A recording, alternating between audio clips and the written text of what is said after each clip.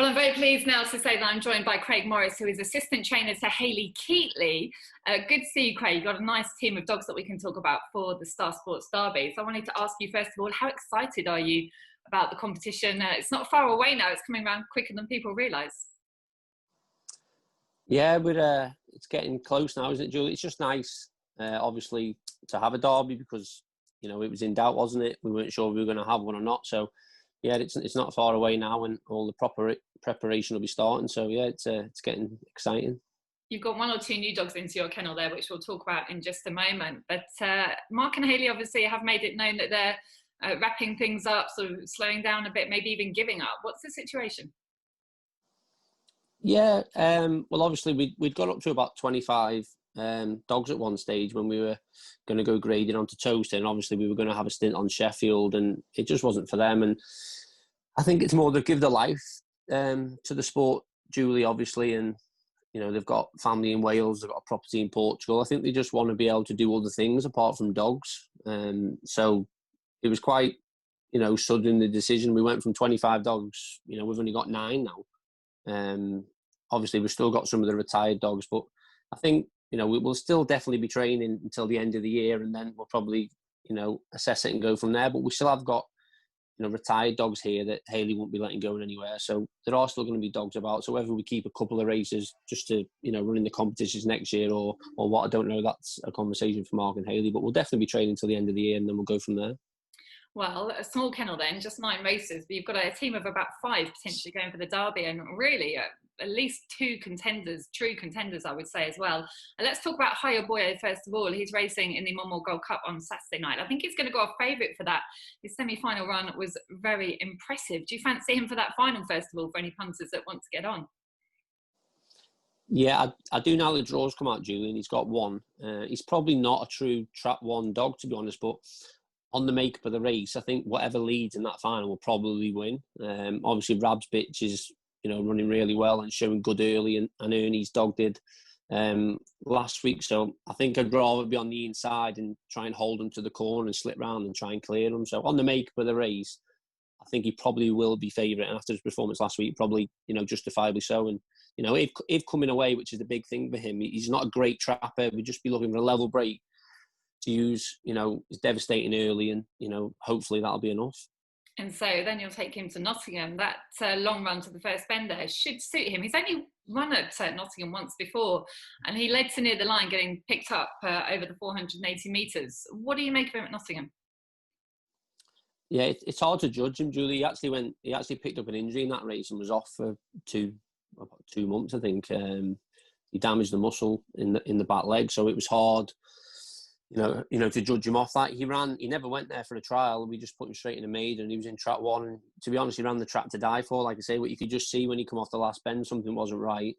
So running the track, I don't think it'll be a problem because he ran it well first time. So 500 metres will stretch him. You know, he will have to be in front. He won't be back running many dogs over that kind of trip. So, you know, but like you say, the long run to the corner, we can just get him trapping consistently. You know, it'll take a good one to go to the corner with him. So, you know, that'll allow his chance getting on in front. Obviously, he's in great form right now. It's your job to keep him there until the beginning of October. What will the plans be? Yeah, well, I'm not sure if Yarmouth moved the Derby forward, because I think we worked out that we had about 10 days if he got to the Gold Cup final at Monmore to then go to Yarmouth and give him a trial for the Derby there.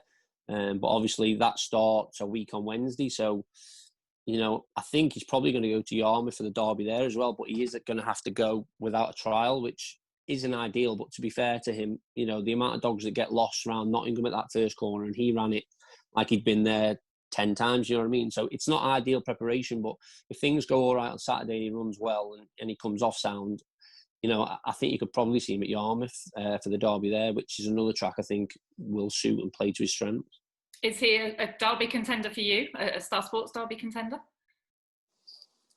Yeah, I think he has to be, especially he seems to be getting better now. We had nothing but trouble with him, to be honest. Like you say, he went injured in his first race, and then up at Newcastle, he was about 13-8 after the first round to win the All England Cup. I think he did 28-23 or something in the first round. And then, to be honest, we got a bit of a bug in the kennel the week before, and it was only him and another dog who didn't get it. And we thought, like, oh, it was all right. And he just didn't perform, and then 2 days later he come down a bit sick. You know what I mean? So in hindsight, he probably wasn't right, but he seems to be really getting a good string of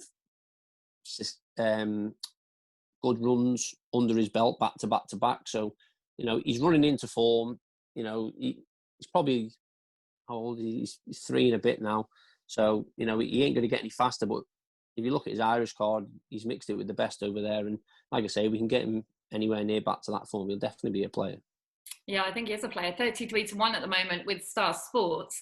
Now, the interesting one here, if you want to go for a bigger price, so there's a dog that's currently 125-1, although I have to say that price might well have gone by the time this interview goes out, because people are going to get to hear about this dog that's come into your kennel in the last couple of days. Roxheim Olaf, brand new to you. You've only just got your hands on him. What do you know?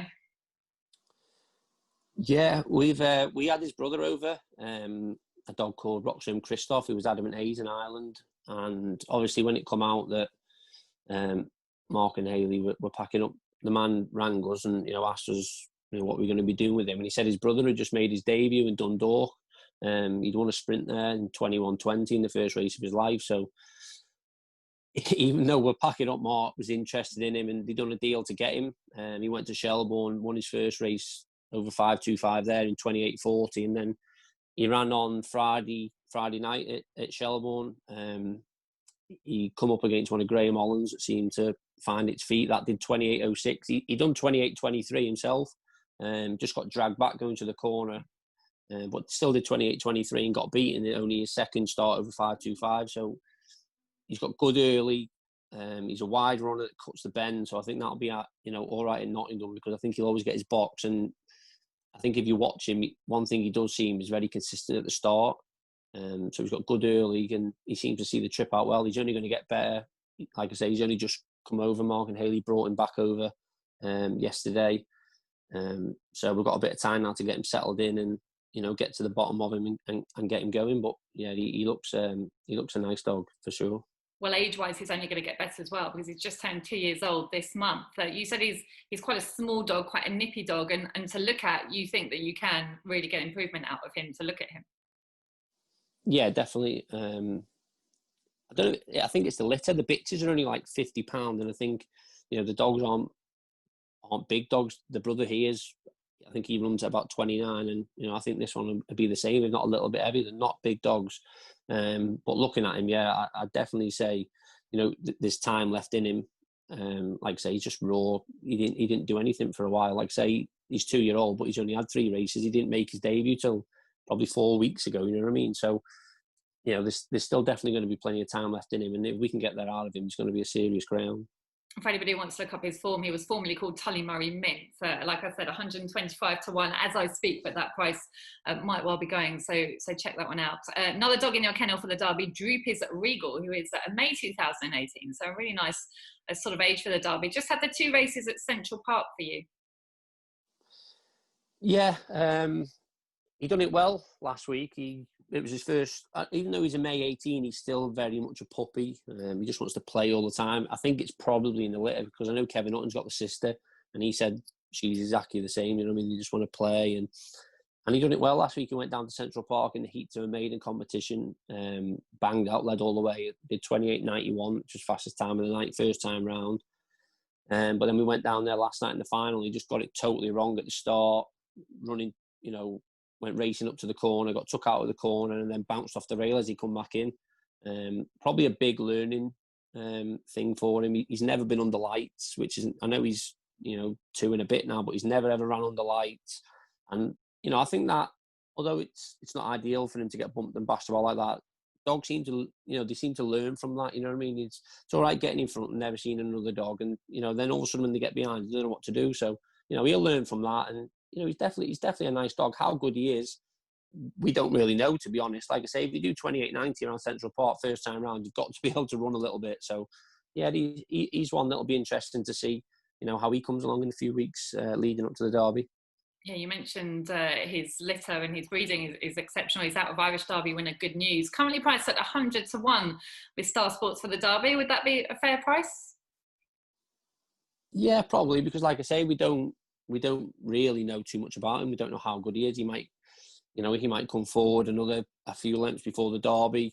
You know, what he is now might be what he is, and would he be capable of winning a Derby what he is now? Probably not. But, you know, is he going to improve? I'd definitely say so. More experience, more racing. So 100 to 1's, you know, you could probably bet worse 100 to 1 shots at him, because one thing he will do, you know, in the next few weeks leading up to the Derby, is definitely improve. Okay, well, in at 80 to 1, we've got a very talented young lady in the shape of Roxane Dolly.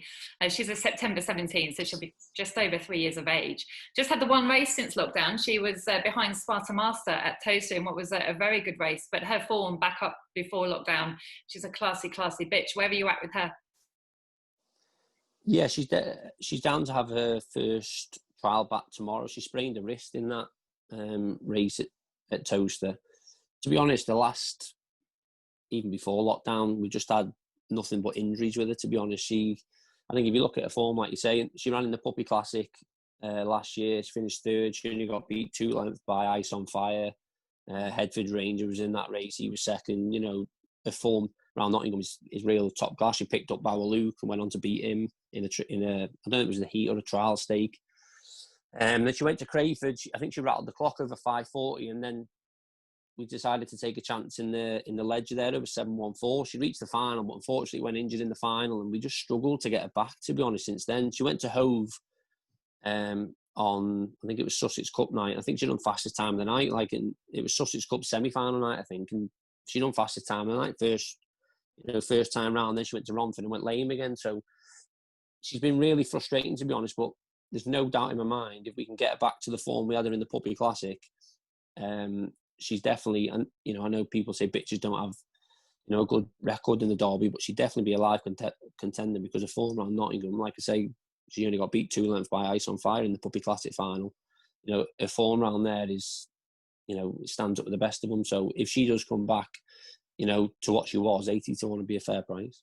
Yeah, absolutely. We'll keep an eye on those trials and hope she stays sound. Also, Roxanne Glory, who was a semi-finalist for you last year. He hasn't raced since lockdown. Is he going to be going for the Derby? It's probably unfair to say about him at the minute, Julie. He broke a hock in February in Romford, so he's been off 6 months. He's down to have his first trial back tomorrow. He's been galloping. He's probably had 10 or 15 gallops, and he's been fine. You know, the hock looks good, but you just don't know how they're going to come back. You know what I mean? If he comes back, you know, the dog he was, he'll definitely go in the Derby. But like I say, he's had a broken hock, so it's unfair to say, is he going to go in it or not? Because I honestly couldn't tell you. It all depends. Like tomorrow, you know what I mean? He's supposed to have his first trial back tomorrow, and we'll learn a lot from there. So, you know, I wouldn't advise anyone to bet him now, because we don't know if he'll be going in, to be honest. Well, there's certainly a couple that we can be betting, though, and how nice for you to be heading towards the Derby with a really good team. It must be so exciting for you. Do you get as excited about the Derby as I do? Yeah, definitely. And although we've had a couple of heartbreaks in the last couple of years, we've always done quite good in the Derby. I mean, I think the last 4 Derbies, you know, Hayley's been in. I think she went final, semi. You know what I mean? And you know, it was odd the last year with Glory. I think if he was in box the other way with Clombine Prince, he'd have probably found himself in the final. And obviously the year before, Oyoyu penalty and Toaster went lame in the semi-final. So, you know, it's been good. It's nice to get to them moments, because, you know, you're one step away, but it's probably the hardest time to go out, isn't it? So, you know, it's nice, and, you know, we're looking forward to giving it another go this year.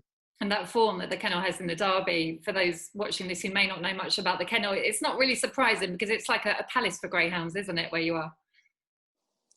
Yeah, it's they get the best of everything here. They could go to worse places than here, you know what I mean? And, you know, they try and pride themselves on, you know, the finer details of the dogs. And, you know, if there's time to get out of a dog, or if you could give a dog, you know, something to make it get better, then they get it here. So, you know, like they say, them dogs that we don't know how good they are, however good they are, they will get it out here. So, you know, we'll see. We'll see what happens. And like I say, the next few weeks will tell us a lot more. If I gave you £1 right now, Craig, and you had to put it on one of these dogs, which would it be? At the prices, I'd definitely put it on Olaf at 125. Like I say, if this is going out tomorrow, I'll be surprised if he's still at. Yeah, okay. Well, we'll keep an eye on that price. I think it could be coming in as we speak. But listen, thank you so much for talking to us and filling us in. And we will look forward to seeing you at Nottingham. Thanks, Craig. No worries, Julie. Thank you.